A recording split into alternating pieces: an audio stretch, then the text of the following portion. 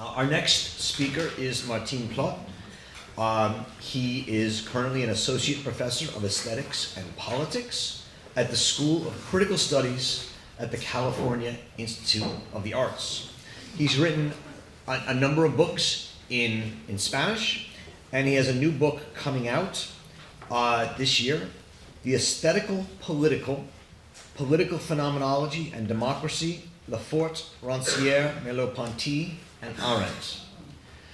His talk today is The Aesthetics of Arendt's Politics, Equality, Plurality, and the Enthusiasm of the Spectators.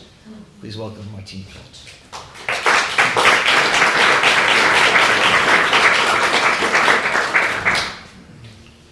Yeah, thanks so much, Luis and Ned, for the invitation.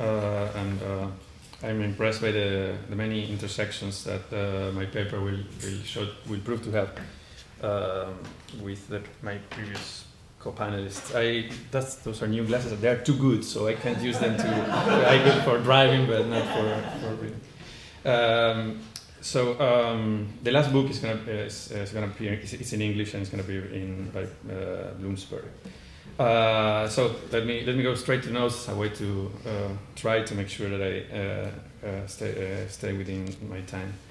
So I'm honored, really very much, to be here honoring Hannah Arendt with the question, particularly with the question, what is politics? Precisely at this time, a time of civil disobedience, digital civil disobedience of Chelsea Manning and Edward Snowden, and a time of the banality of our desensitized warriors of terror killing with joysticks at a distance, both another phenomena in desperate need of being rethought with Hannah Arendt's help. Today I will present Arendt's thought as an aesthetic theory of political action and an aesthetic theory of judgment, or to put it differently, as a phenomenology of action and an unfinished, as we all know, phenomenology of judgment. Today I will present counterintuitively, in a way, Arendt as an interpreter of a modern regime with little tradition, using her words, and using the notion of regime in a sense that I will clarify later, and as a relentless critic of both the theological and the epistemological regimes of politics, again in terms that I will soon define. In order to paint this portrait, I will put Arendt in dialogue with the other authors that were just mentioned by Roger, Maurice Merleau-Ponty, Claude Lefort, and Jacques Rancière. Arendt and Merleau-Ponty. Although Merleau-Ponty's early phenomenology of perception and his essays on art, politics, and language already showed an affinity between the aesthetic phenomena of expression and style and the political and cultural dynamics of society at large. I have a heavy Argentine accent, as Hannah Arendt had a heavy German accent, so forgive me for that. It was his Merleau-Ponty's late notion of flesh that became crucial for grounding what I assume to be his aesthetico-political understanding of politics and ultimately democracy. The emergence of flesh as a concept was contemporary with Merleau-Ponty's break with Marxism as a philosophical model and with revolutionary dialectics as a political project. Arendt, in her unfinished book, The Life of the Mind, quotes Merleau-Ponty for the first time in her life, and quotes in particular the late Merleau-Ponty of Science and the Visible and Invisible. During the same time, it's interesting, Arendt had asked twice in letters written to Martin Heidegger what the latter thought of the French philosopher's work, or Merleau-Ponty. What do you think of Merleau-Ponty?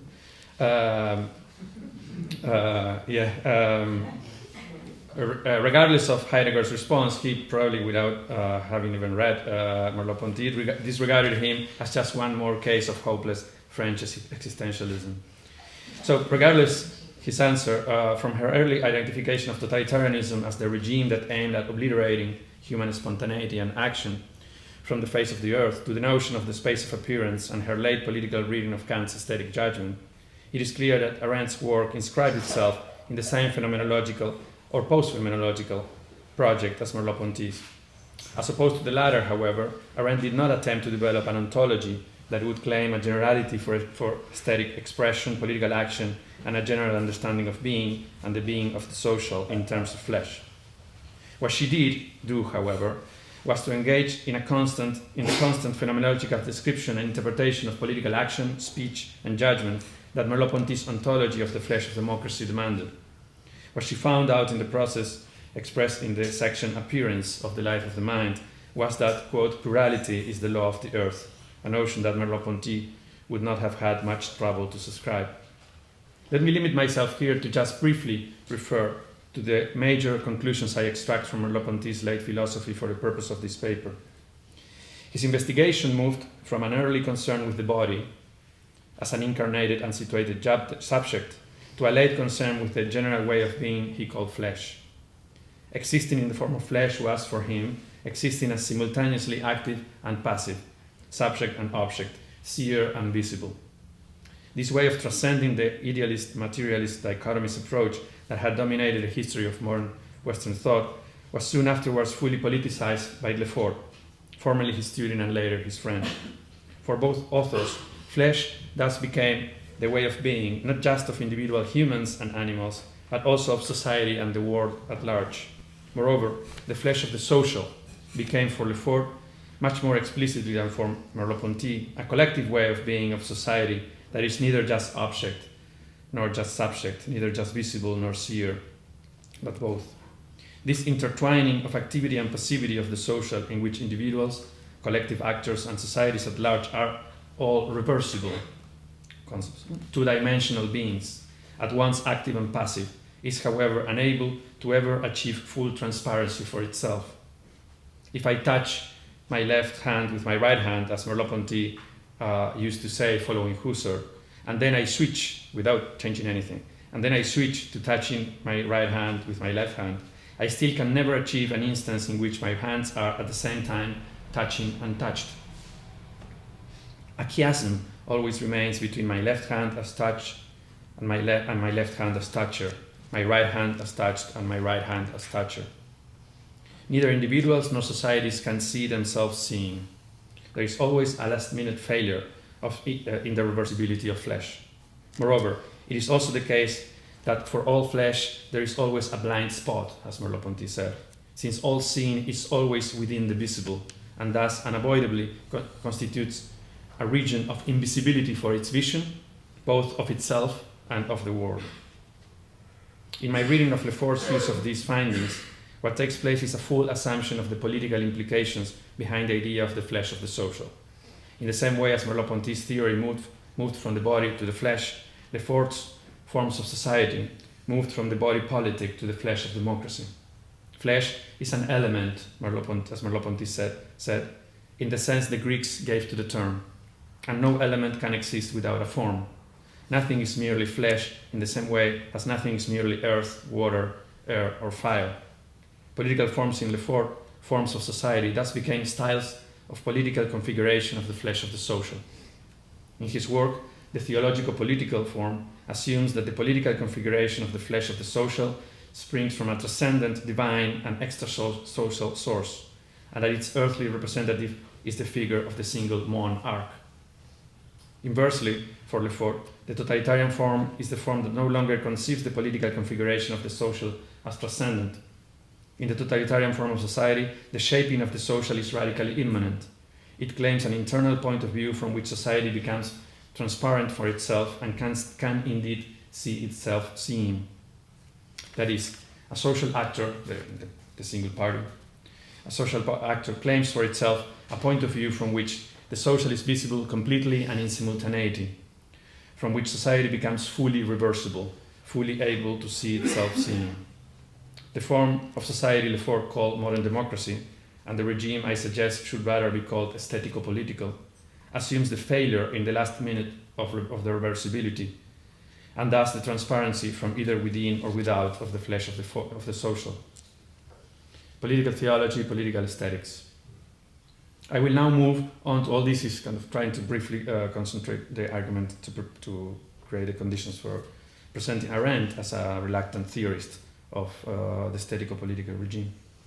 Political theology, political aesthetics. I will now move on to outline a relatively modified reading of Lefort's typology of theological-political, modern democratic, and totalitarian forms of society.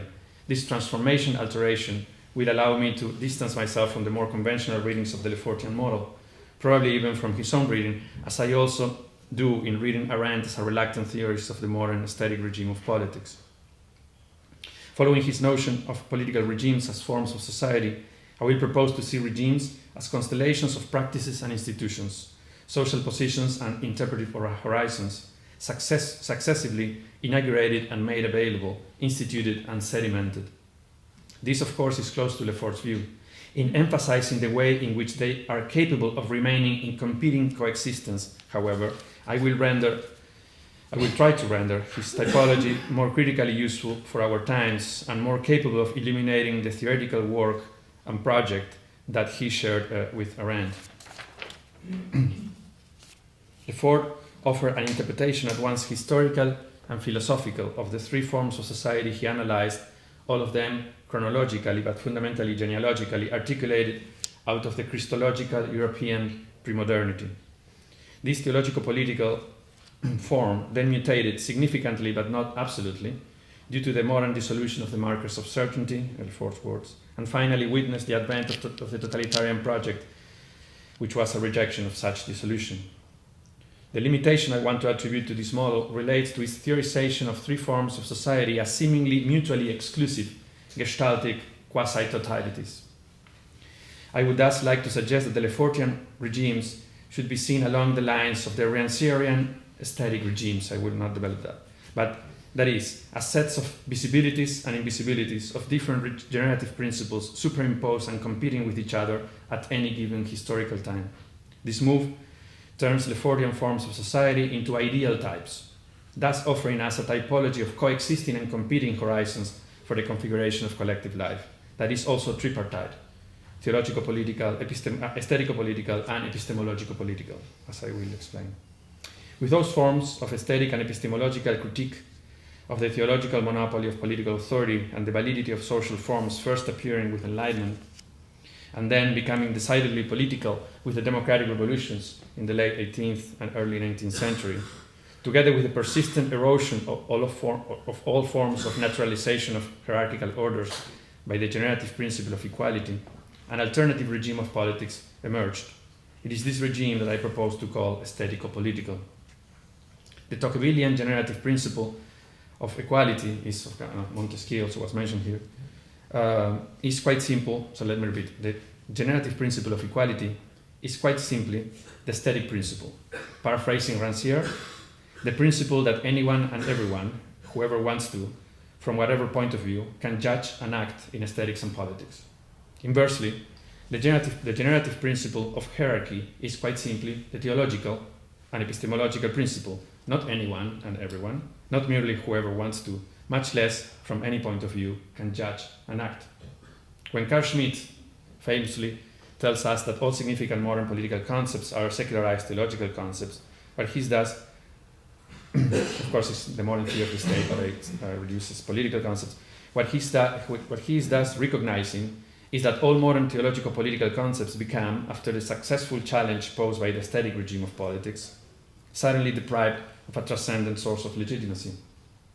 So the accusation of destabilization that Schmitt and Koselleck, we're talking about him today, made against the practice of aesthetico-political critique should actually be reversed. This can already be inferred, but it must be fleshed out from the Lefortian and, surprisingly, also Arendtian view of the working of modern societies.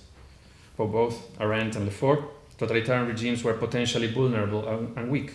As a result of the appearance and frequent supremacy of the aesthetico-political horizon for the organization of collective life, it is a theologico-political form of the exercise of power that becomes unstable. In the words of Arendt and Lefort, what they call totalitarian, and I propose here to rename epistemologico-political, at least in contemporary times, totalitarian regimes are eventually unstable because they are inflexible, Lefort, and inherently weak because they do not generate power, Arendt. To put together both arguments, totalitarian regimes become incapable of adapting to new circumstances, to changes in aesthetic perspective. It's famous, the analysis of the possibility of implosion of totalitarian regimes in both authors.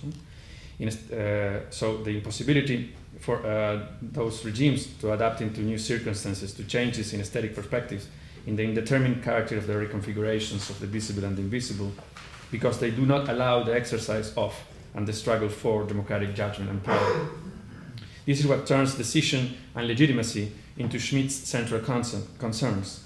The difficulty of legitimating the theological political decision is a destabilizing factor for any order aiming to fixate, that is, to de-aestheticize, the capacities to judge and act. In short, the decisionist view of the exercise of power. This turns Schmidt into not only the most articulate theological political contemporary thinker, but also, as his own biography indicates, the precursor of the theorization of the epistemological political regime, that is, an advocate for the reestablishment of ultimate, absolute, irrevocable criteria and sources of authority, a theorist of sovereignty understood as the supreme and originary power to rule. In short, a thinker of the sovereign and anti-pluralist decision, either theologically or epistemologically rooted. And decision, of course, remembering how Arendt goes back to an experience, a pre-Christian experience, to start illuminating her notion of action. We could also reverse the accusation of Schmidt and say that the decision is a theologized understanding of action, rather than action being a secularized notion of the theological decision.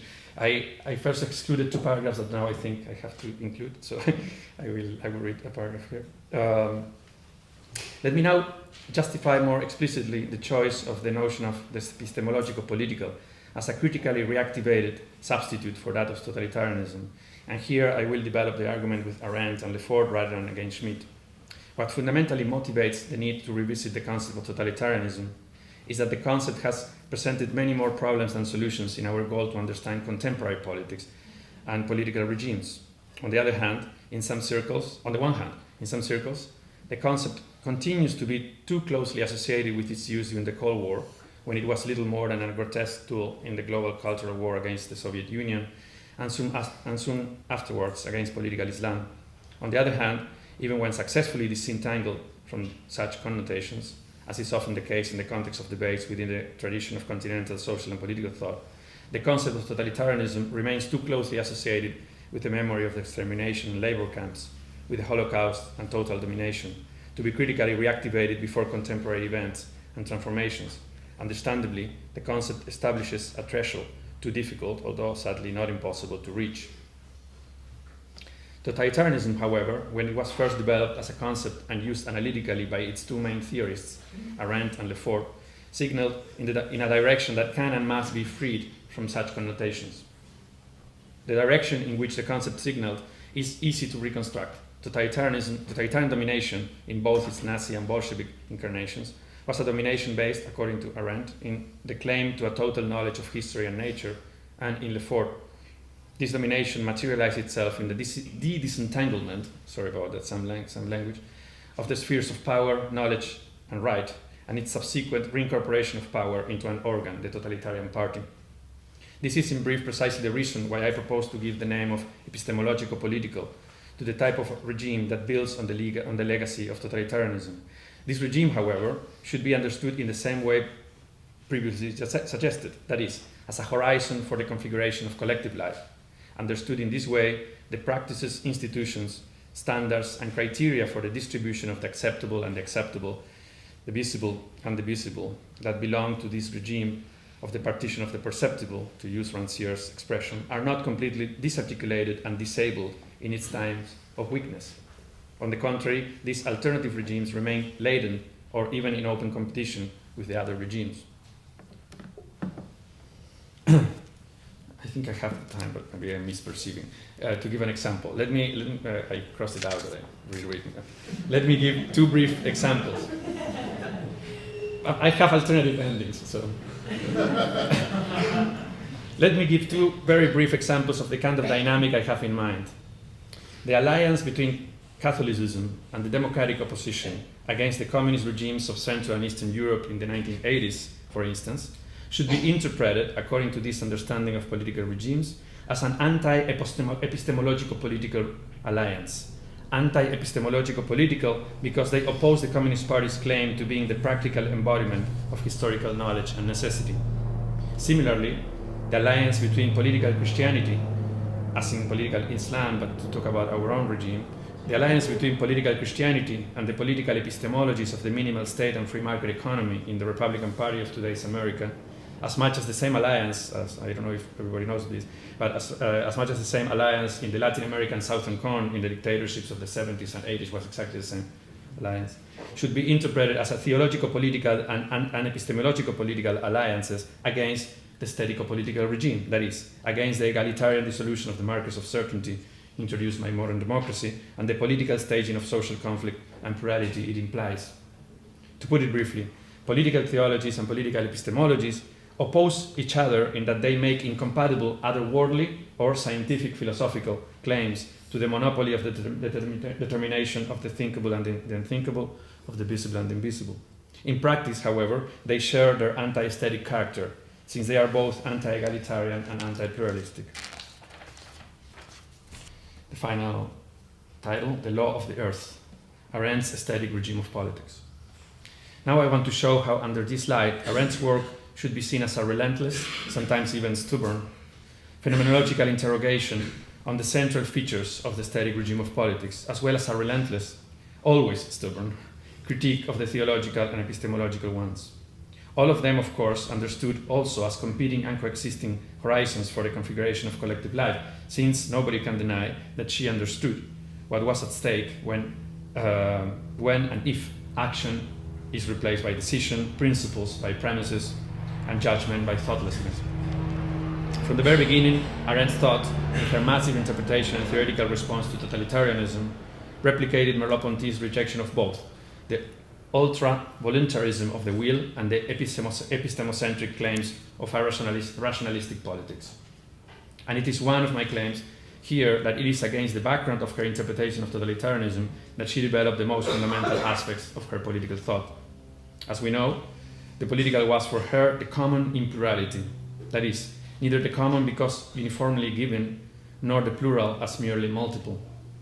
This structuring presupposition of her entire work made its appearance for the first time in her political and genealogical interpretation of the European totalitarianisms of the first half of the 20th century. It was already in the preface to her field manual, as Elizabeth Young Bruhl called The Origins of Totalitarianism, that Arendt introduced the key to her aesthetico-political thought. It is there where Arendt assumed that it is no longer possible to recover the old categories that had dominated political thought until then. Never the future had been so unpredictable, she said. Never had we depended so much on forces no longer inspired in the plurality of common sense. Humanity had been divided between those acting inspired in a notion of, in my words, epistemological-political human omnipotence, and those, inversely, suffering a total impotence and having been rendered superfluous. The book, she told us, had been written against those who believed either in progress or in decadence, both, of course, being epistemological and theological superstitions. The question that organized her analysis was crucial: how to make sense of the contrast between the cynical realism of the totalitarian movements and their most complete negation of the plurality, of the plurally co-perceived texture of the real. A question that she starts trying to answer by summarizing the most strictly political conclusions of her interpretation of the totalitarian phenomenon. Anti-Semitism, not merely the hatred of Jews; imperialism, not merely conquest; totalitarianism, not merely dictatorship. One after the other, one more brutally than the other, have demonstrated that human dignity needs a new guarantee, which can be found only in a new political principle, she says, in a new law of the earth, she says, whose validity this time must comprehend the whole of humanity, while its power must remain strictly limited, rooted and controlled by newly defined territorial entities, end of quote. The new political principle she is talking about, that new law of the earth she enigmatically refers to, is, of course, plurality. In effect, The Origins of Totalitarianism identifies with precision the two aesthetico-political notions negated by totalitarianism: human spontaneity and plurality as the law of the earth. In the theological and epistemological-political regimes, Arendt's action becomes decision, thanks to the suppression of the plurality of the intersubjective world. Once the indeterminacy regarding the meaning and success of an action, an indeterminacy that springs from the unpredictability generated by its pluriperspectival appearance, gets suppressed, action becomes irrevocable and univocal decision.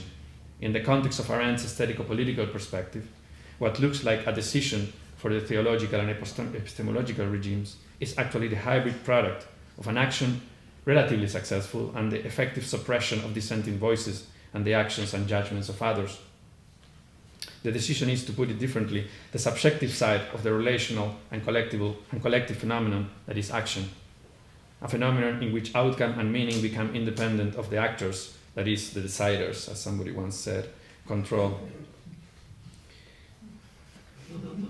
The actor decides how to act, but he or she cannot decide what the intersubjective meaning and effect of his or her action will be.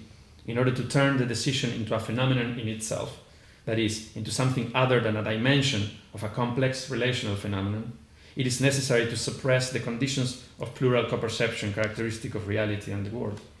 To turn the decision into a phenomenon, it is necessary to de-aestheticize the world. It is necessary the theological or epistemological dictatorship. In the second of her major works, The Human Condition, Arendt precisely theorized the conditions of aesthetic co-perception that characterizes the human world. In particular, she analyzed the relationship between action and space of appearance, together with their unavoidably intertwining with equality and freedom. Moreover, in opposition to Schmidt, as a theorist of enmity as constitutive of the political, with the human condition, Hannah Arendt becomes a thinker of friendship as the model for politics. For her, friendship is precisely the model of the common in plurality, as opposed to enmity as the dichotomist model of the common in homogeneity and the plural in multiplicity, characteristic of Schmidt. It is in this context that two of the central intuitions of Arendt's thought, even before her well-known political reading of Kant's aesthetics, already underlined the aesthetico-political inspiration of her thought. In The Human Condition, Arendt's findings on this regard are essentially two.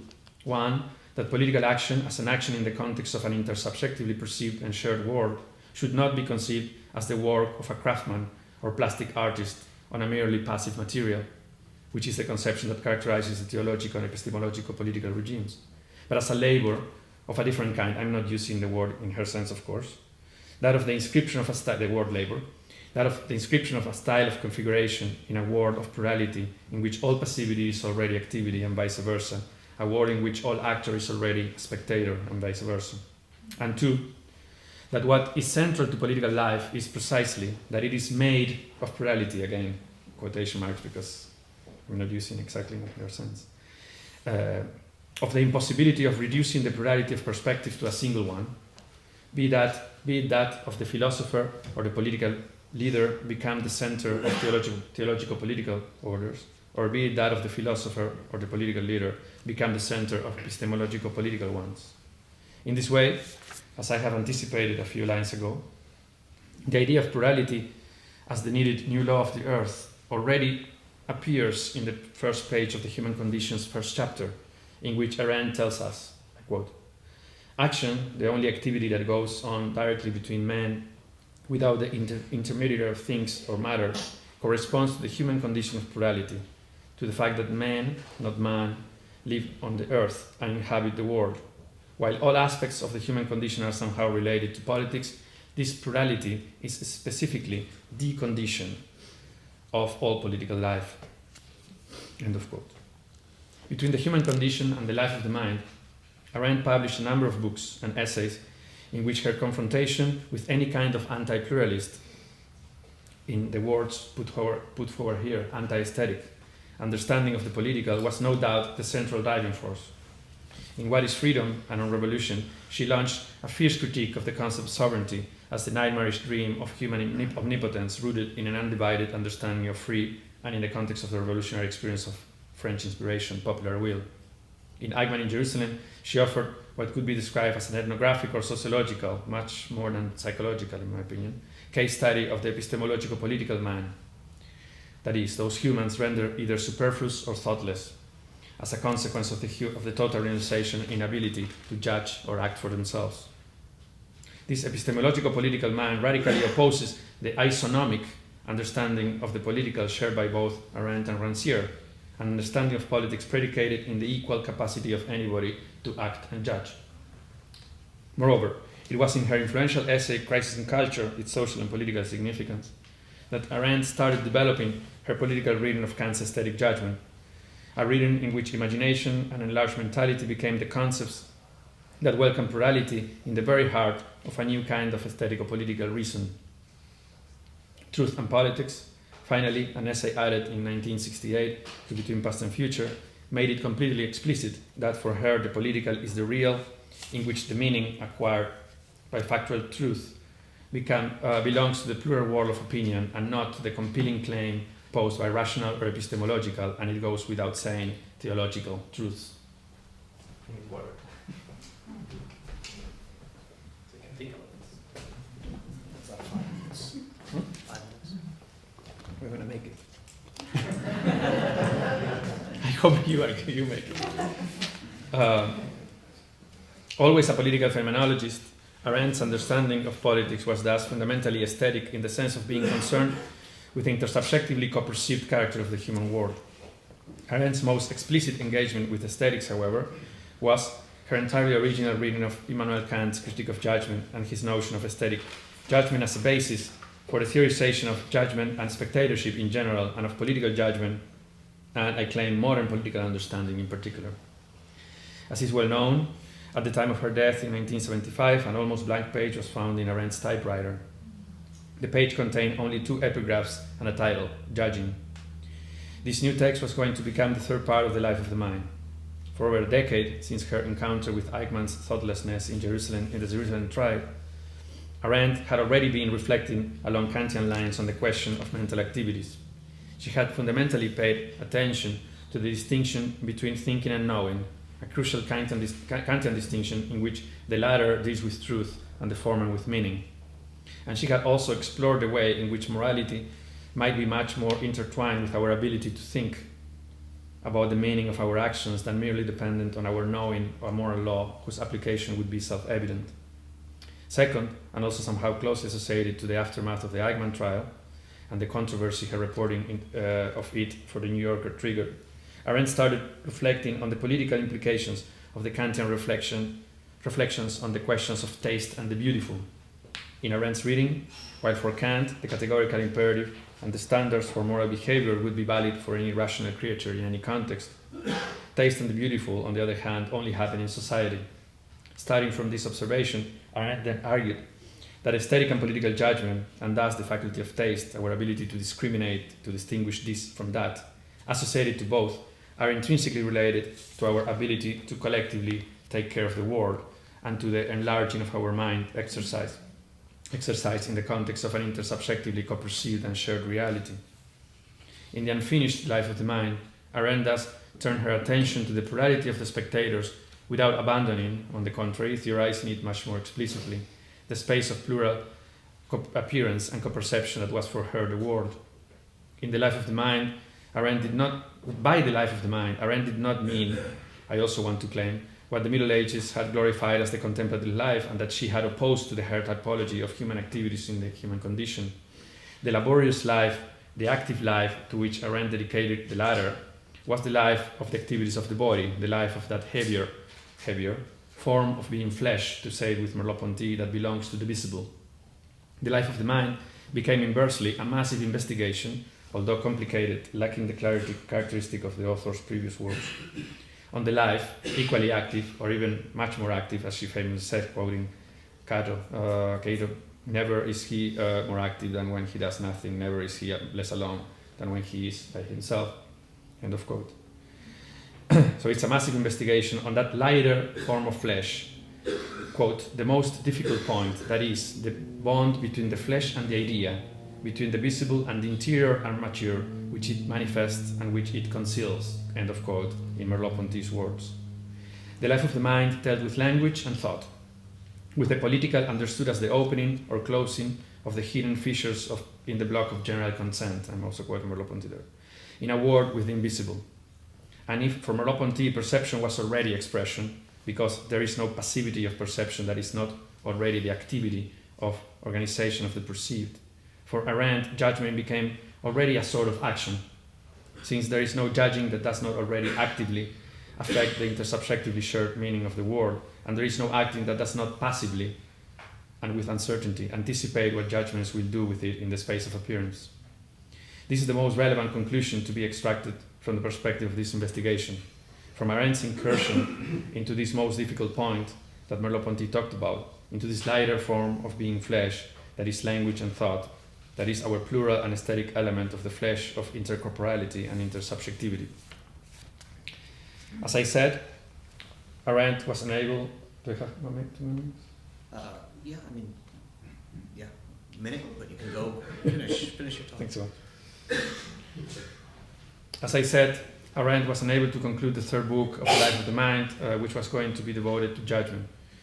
What she left instead was the references to her political reading of Kant's aesthetic judgment already made in Crisis in Culture, and other essays and lectures from the time, together with her course notes for a seminar taught in 1970 at the New School for Social Research. In her reading of Kant's political writings offered in this seminar, she famously found in the world spectators witnessing at a distance the spectacle of the French Revolution a, quote, disinterested sympathy for the players on one side against those of the other, end of quote, and a wishful participation that borders closely on enthusiasm, end of quote. In this disinterested sympathy and enthusiasm, Arendt recognized Kant's aesthetic interpretation of the political rather than moral meaning of the event. She then traced back concepts such as disinterested interest or disinterested delight, enlarged mentality and imagination, together with their intertwining in the experience of the spectator's judgment of aesthetic and political life, to Kant's aesthetic theory. Moreover, what she also found in Kant's public use of reason was a phenomenally intersubjective element of history and progress that cannot be reduced to a transcendent human capacity independent of political contingencies. It is well known that the conventional political reading of Kant's philosophy finds in his practical reason the clue for a normative approach to questions of law and society. Following her own path in this, as in all matters, Arendt found a different sort of reason, a strictly aesthetico-political one, in Kant's historical essays and late writings. She emphasized that it was the threatening of the public use of reason, and not of reason as such, that for him should be considered a crime against human progress. That it is the actual creation of republican institutions able to address humans and social sociability that would contribute to the pursuit of a peace other than that of the cemeteries. And that it was the meaning acquired by political events before the spectators of the world, that is, the way in which they appeared before them, rather than their morality as judged by the agents themselves, that would illuminate their historical significance. One more paragraph. Finally, in her reading of Critique of Judgment, Arendt found Kant's theorizing of the central vocabulary present in these late writings on politics. She had already previously noticed in her reporting of Eichmann's trial, the defendant's inability to look at anything from the other fellow's point of view, and to utter a single sentence that was not a cliché. In a phenomenological way, Arendt had thus already identified the close connection between the capacity to judge from the standpoint of everybody else or from the standpoint of the other fellow, and that of communicating and making sense of a common and shared world.